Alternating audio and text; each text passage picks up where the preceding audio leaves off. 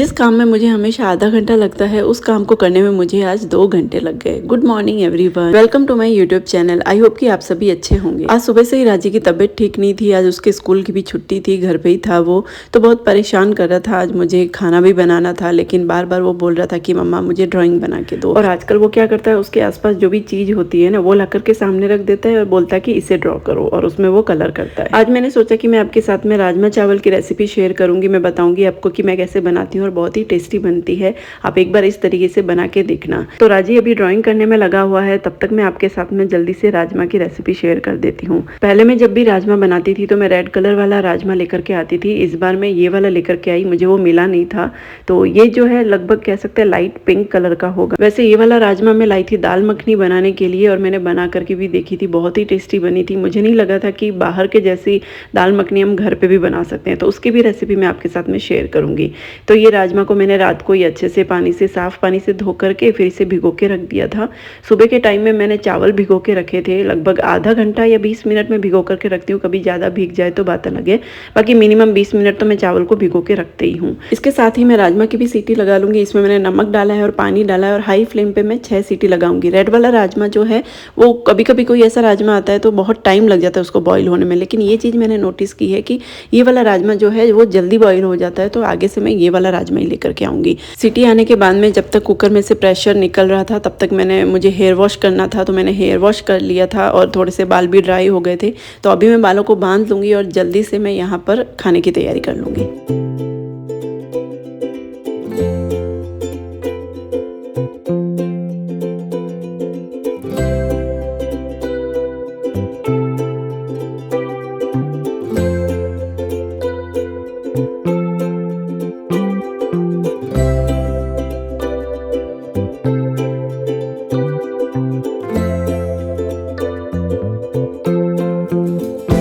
बालों को बांधने के बाद में मैंने हैंड वॉश कर लिया था, और मेरी आदत है मैं बार बार कोई भी ऐसा कुछ छोटा मोटा काम करती हूँ ना तो बार बार हाथ धोने की आदत है। उस वजह से जो किचन का टॉवल है वो भी बहुत गीला हो जाता है। इस घर में एक चीज़ अच्छी है कि यहाँ पर जो बालकनी है ना वो किचन में है, तो मैं कभी बोर नहीं होती हूँ। मैं काम करते करते बार बार बाहर जा करके देखती रहती हूँ कि क्या चल रहा है क्या नहीं चल रहा है। कभी मन नहीं लगता है ना तो भी लोगों को आते जाते देखते हैं तो अच्छा लगता है थोड़ा। राजमा बिल्कुल अच्छे से बॉयल हो गया है, आप देख रहे हैं। राजमा है, चना है, छोले हैं, इस तरीके की जो भी सब्जी होती है ना, इनका पहला चीज़ मुझे यही होता है कि अगर ये अच्छे से बॉईल हो जाए ना तो उसके बाद में जो सब्जी बनाने का जो प्रोसेस है वो इजी हो जाता है। क्योंकि कभी कभी अगर बॉईल नहीं होते हैं ना तो बहुत दिमाग ख़राब हो जाता है। तो उसके बाद में मसाले तो डालना हमारे हाथ में है। ग्रेवी बनाने के लिए मैं यहाँ पर लूँगी 1 टमाटर, 1 प्याज, 1 हरी मिर्च और थोड़ा सा लहसुन, अदरक और थोड़ी सी शिमला मिर्च। शिमला मिर्च मैं यहाँ पर लगभग 1/4 लेती हूँ। अदरक को मैं अलग से छील करके कूट करके फिर इसमें डालती हूँ, नहीं तो चॉपर में क्या है अच्छे से चॉप नहीं होती है और वो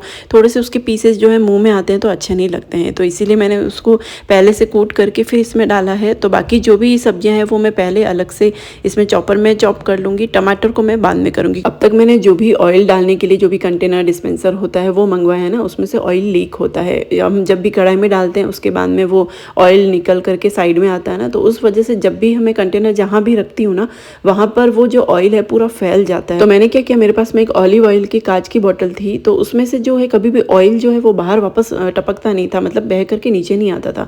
तो मैंने ये जो ऑयल है उस बोतल में डाल दिया है, तो अभी बहुत ही इजी हो गया। तो मुझे लगता है कि अभी तो मैं यही यूज़ करने वाली हूँ। अच्छा, राजमा बनाने के लिए मैंने चढ़ाई है कढ़ाई, उसमें डाला है तेल, जीरा और जो भी मैंने सब्जियाँ चॉप की थी वो सब डाल दी। अच्छे से वो पक गई। उसके बाद में मैंने इसमें टमाटर डाले हैं और नमक, मिर्च, हल्दी, धनिया डाल के इसे अच्छे से पका लूँगी। तब तक मैंने साइड में चावल भी चढ़ा दिए हैं। अगर 1 कटोरी में चावल लेती हूँ तो लगभग 2.5 गुना से 3 गुना, 3 गुना तो नहीं, 3 गुना से थोड़ा सा कम ही रखती हूँ मैं पानी। इतना पानी डाल दूंगी, थोड़ा सा नमक डाल के, थोड़ा सा इसमें मैं ऑयल की ड्रॉप्स भी डालती हूँ। इससे क्या होता है कि चावल जो है वो आपस में चिपकते नहीं है। आप चाहें तो इसे स्किप भी कर सकते हैं, ये कोई कंपलसरी नहीं है, मैं यूज़ करती हूँ इसे। मसाला जो है वो अच्छे से पक गया है। अब इसमें मैं डालूंगी थोड़ा सा राजमा मसाला। राजमा मसाला जो है ना, देखो तो इसमें इसका फ्लेवर जो है वो लगभग गरम मसाले जैसा ही आता है। तो मैं लगभग जो भी सब्जियाँ हैं जिसमें भी हमें गरम मसाला यूज़ करना होता है, जैसे छोले हैं, चना है, कभी कभार मैं पुलाव पुलाव में भी यही मसाला यूज़ करती हूँ। अलग से मैं कोई भी मसाला, गरम मसाला या कोई भी ला करके नहीं रखा है। राजमा में, चना में, छोले में, पुलाव में, पनीर की सब्ज़ी में, मैं सब में यही मसाला यूज़ करती हूँ।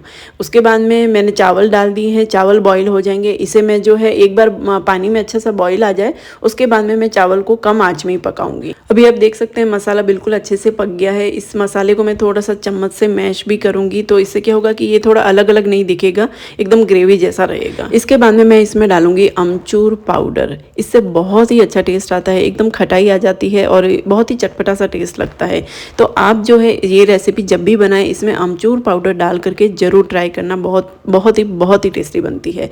तो मेरे यहाँ पर जो है अमचूर पाउडर की जगह जो अनारदाना आता है ना, उसका पाउडर यूज़ करते हैं। तो मेरे पास में अनारदाना था नहीं, तो उसकी जगह मैंने अमचूर पाउडर यूज़ किया है। ये रेसिपी मैंने बहुत टाइम बाद में बनाई है, क्योंकि एक तो राजमा भी अच्छा नहीं आ रहा था और मेरे पास में अनारदाना भी नहीं था। तो मैंने ये अलग तरीके से थोड़ा ट्राई किया। मैंने सोचा कि उसकी जगह अमचूर पाउडर ट्राई करके देखते हैं, तो बिल्कुल सेम ही टेस्ट आ रहा था। तो आप भी एक बार ऐसे ट्राई करके ज़रूर देखना। तो बॉईल किया हुआ जो भी राजमा था और बॉईल किए हुए जो राजमे में जो पानी था, वही मैंने पानी यहाँ पर यूज़ किया है। बाद में मुझे ज़रूरत लगेगी तो मैं थोड़ा सा और पानी यूज़ करूँगी। और इसमें जो राजमा है, थोड़े से राजमा को मैं चम्मच से मैश कर लूँगी, उससे ग्रेवी अच्छी बनेगी। तो बाद में मैंने क्या किया है कि थोड़ा सा गर्म पानी मैंने दूसरे बर्तन में कर लिया था और इसमें मैं थोड़ा सा और गर्म पानी डालूंगी। अगर आपको लगे ना कि पानी थोड़ा ज़्यादा है और इसे अच्छे से पकाना है, तो कभी भी किसी भी ग्रेवी में ऐसा हो तो आप गैस को तेज करके फिर उसे 2 से 3 मिनट पकाएं, तो वो ग्रेवी जो है आराम से गाढ़ी पड़ जाएगी। पानी जो है वो बिल्कुल अलग नहीं दिखेगा।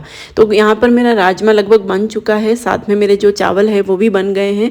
चावल को मैं जो खुले में ही पकाती हूँ, कुकर में सीटी नहीं लगाती हूँ, लेकिन बाद में मैं जो कुकर का ढक्कन है वो जरूर लगा देती हूँ। उससे क्या होता है कि चावल ठंडे नहीं होते हैं, उसका प्रेशर उसके अंदर ही बना रहता है। तो ये इतना सा काम मैंने किया है, मुझे इसमें 2 घंटे लग गए, क्योंकि एक तो मुझे शूट भी करना था। तो शूट जब भी करते हैं तो अगर कोई भी काम आपको अगर आधे घंटे का काम है तो उसमें डबल टाइम लगता है, 1 घंटा लग जाता है। उसके अलावा मुझे ये पता था कि डबल टाइम तो लगना ही है, लेकिन उसके अलावा राजी की भी तबीयत ठीक नहीं थी, तो वो मुझे आज बहुत परेशान कर रहा था, बार बार मम्मा ड्राइंग बना दो, मम्मा ड्राइंग बना दो। तो वो तो मैंने बीच बीच में शूट भी नहीं किया है। मैंने खाना बनाते बनाते कोई कितनी बार मैंने बीच बीच में हाथ धो करके फिर उसके पास में गई हूँ और बार बार जो भी उसने बोला है वो मैंने किया है। हमेशा राजी जो है बुक जो है उसकी ड्राइंग बुक, उसी में ड्राइंग करता है, लेकिन आज बस उसे टैबलेट में ही ड्राइंग करनी है। ज़्यादा स्क्रीन टाइम देना भी ठीक नहीं है बच्चों के लिए, लेकिन आज उसकी तबीयत ठीक नहीं थी तो मैंने सोचा कि चलो थोड़ा सा दे देते हैं। और वो भी ड्राइंग ही कर रहा था, ऐसे नहीं है कि कुछ वीडियोस वगैरह देख रहा था। लेकिन ऐसा नहीं है कि एक बार बना करके दे दिया और वो उसमें कलर कर देगा। जैसे ही बना करके दो, उसे पसंद नहीं आता तो वो वापस डिलीट कर देता है और मम्मा दूसरा बना दो। तो बच्चों के साथ में कभी कभी घर के काम को मैनेज करना बहुत मुश्किल हो जाता है। मैं तो कभी कभी सोचती हूँ कि जो लोग जॉब करते हैं वो पता नहीं कैसे मैनेज करते हैं बच्चों के साथ में, क्योंकि इतना सा जो घर का काम रहता है ना, वो भी चलो घर में है तो सुबह से शाम तो काम लगा ही रहता है, लेकिन बच्चे के साथ में मैनेज करने में तो कभी कभी इतना दिमाग खराब हो जाता है कि क्या बताऊँ मैं आपको। तो खाना मेरा बन गया था और आप भी एक बार इस तरीके से ट्राई करके ज़रूर देखना। राजमा और चावल जो है बहुत ही अच्छे और टेस्टी बने थे। चावल भी एकदम खुले खुले बने थे, आप देख सकते हैं। पहले मैं हमेशा कुकर में ही बनाती थी, लेकिन कुकर में कभी तो अच्छे बनते थे, कभी वो चिपक जाते। तो अभी मैं चावल ऐसे ही बनाती हूँ और राजमा भी बन गया था। मुझे लगा था कि राजमा जो है वो बहुत ज़्यादा बन गया है और सच बताऊँ तो बहुत टेस्टी बना था। मैं अपनी तारीफ नहीं कर रही हूँ कि मैंने अच्छा बनाया, ये रेसिपी इतनी अच्छी है ना, बहुत ही टेस्टी बनती है। और इस तरीके से मेरी जो है सासू माँ बनाती है, तो मैंने उन्हीं से सीखा है इस तरीके से राजमा बनाना। तो मैंने जो मुझे लगा था कि राजमा जो है वो बहुत ही ज़्यादा बन गया है, लेकिन आप देख सकते हैं पूरा बर्तन खाली हो गया है। इतना राजमा, इतनी सब्जी जो मैं है कभी नहीं बनाती हूँ, क्योंकि ख़त्म ही नहीं होती है। ये जो कढ़ाई है ना, छोटी है, ज़्यादा बड़ी नहीं है, लेकिन आधी कढ़ाई हमेशा मैं इतना ही बनाती हूँ। आज मेरे से जो है ज़्यादा बिक गया था, तो ज़्यादा बन गया था, तो मुझे लगा था कि कोई नहीं, शाम को काम आ जाएगा, क्योंकि मेरे हस्बैंड को राजमा बहुत पसंद है, तो वो दोनों टाइम खा लेते हैं राजमा। लेकिन आज जो है वो सुबह में ही ख़त्म हो गया था और राजी को भी इतना पसंद आया ना, उसने भी खाया है साथ में। वैसे राजमा उसे भी पसंद है, चावल के साथ में वो दाल खा लेता है, चावल के साथ में राजमा भी खा लेता है, लेकिन मैं हमेशा थोड़ा सब्जी कम रखती हूँ, चावल ज़्यादा रखती हूँ ताकि उसे मिर्ची ना लगे। लेकिन आज उसने आराम से खा लिया। तो आप भी ऐसे ट्राई करके देखना। आज एक पार्सल आया था तो मैं उसे खोल रही थी। जब भी कोई भी घर में नया पार्सल आता है या कुछ भी सब्जी ग्रोसरी आती है, तो बस राजी को वहाँ पर बैठ करके देखना है कि इसमें आया क्या है। तो ऐसी चीज़ों के लिए राजी बहुत एक्साइटेड रहता है। तो यहाँ पर हमने राजी के लिए च्यवनप्राश मंगवाया है, पता नहीं सही बोला है या मैंने नहीं। तो उसमें क्या है कि राजी की इस बार इस मंथ में हो सकता है स्कूल जाता है तो बच्चों के साथ में रहता है, उस वजह से भी हो सकता है, क्या रीज़न है वो मुझे भी नहीं पता, लेकिन इस बार राजी को कह सकते हैं कि महीने में कम से कम 4-5 बार जुकाम, खांसी, बुखार ये जो है ख़त्म ही नहीं हो रहा है। तो मैंने सोचा कि च्यवनप्राश मंगवाते हैं, क्या पता थोड़ा-सा इम्यूनिटी जो है स्ट्रॉन्ग हो जाएगी, तो ये चीज़ें बाद में प्रॉब्लम नहीं करेगी। तो देखा था कि बच्चों के लिए ये च्यवनप्राश था, तो ये मंगवाया है। देखते हैं अगर ये इफ़ेक्टिव होता है तो मैं आपके साथ में इसे शेयर ज़रूर करूँगी। अभी तो वैसे कुछ दिन में तो इसका इफ़ेक्ट आए ना आए कह नहीं सकते, लेकिन कोई भी चीज़ हो आप कम से कम 1-2 महीने या 3 महीने एक बार यूज़ करते हैं, उसके बाद में ही पता चलता है कि उसका रिज़ल्ट क्या है। तो रहेगा अच्छा, तो मैं आपके साथ में कभी फ्यूचर में इसका जो रिज़ल्ट है वो शेयर करूँगी।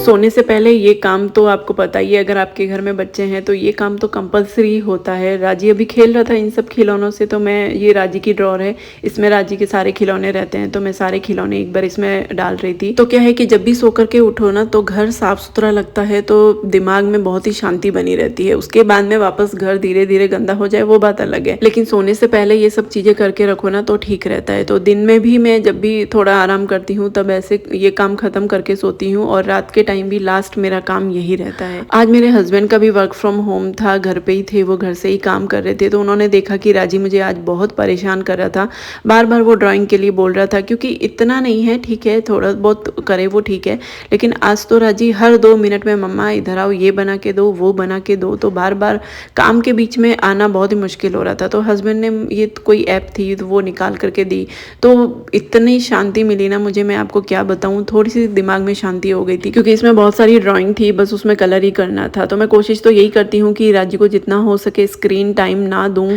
लेकिन राजी की आज तबीयत ठीक नहीं थी और थोड़ा वो परेशान भी कर रहा था, तो मैंने दे दिया था। रात का खाना वगैरह हो गया है, सारा काम खत्म हो गया है, बस मुझे एक बार किचन जो है वो क्लीन करना है। जो प्लेटफॉर्म है खाना वाना बनाया था गंदा हो गया था, तो वो मुझे क्लीन करना है। लेकिन उससे पहले मैंने ग्रोसरी वगैरह मंगवाई थी, तो वो मैंने सारी ऑर्गेनाइज़ की। राजी को भी ये सारी चीज़ें देखना है, मतलब देखना है, जब भी ग्रोसरी आती है तो काउंट करते हैं ना कि जो जितने आइटम ऑर्डर किए हैं उतने आए हैं कि नहीं आए हैं, तो राजी भी साथ में काउंट करता है, तो उससे वो भी अच्छा है कि वो उसमें इन्वॉल्व होता है और साथ में काउंटिंग भी करता है। तो सबसे लास्ट में मैंने आटा खाली किया, क्योंकि किचन को वैसे भी क्लीन करना था, और ऐसी चीज़ें जब भी करो ना तो जितना भी आप संभाल के करो, थोड़ा बहुत तो सामान इधर उधर हो ही जाता है, आटा भी गिर जाता है। पहले मैं ऐसे छोटे मोटे काम है ना, मैं सोची थी कि बाद में कर लूँगी या कल कर लूँगी, लेकिन ये काम जो है कभी ख़त्म नहीं होते हैं, इसीलिए उसे जब वो काम करना हो उसी वक्त उसे ख़त्म कर दो ना, तो एक तो दिमाग की में बहुत शांति रहती है, और आगे से आगे काम जो है वो बढ़ते भी नहीं है।